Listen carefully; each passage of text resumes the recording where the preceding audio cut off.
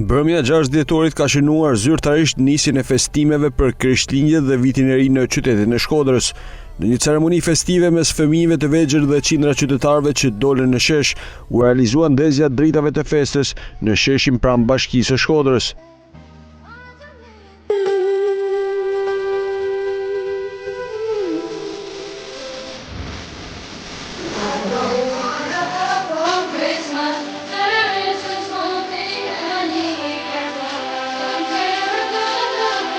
Dritat u ndezën njëkohësisht në të gjithë qytetin e Shkodrës, duke dhënë jetë të festave të fundvitit.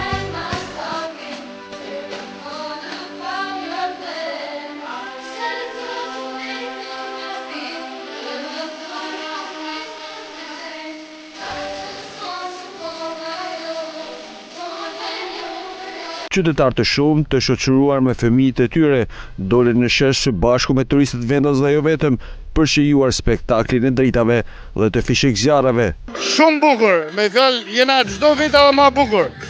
Por si me fjalë besoj se jena kryeqyteti i festimeve në Shqipëri. Po, shumë bukur. Jena tu knaq, më në foner dhe festat, edhe besoj të knaqen tonë.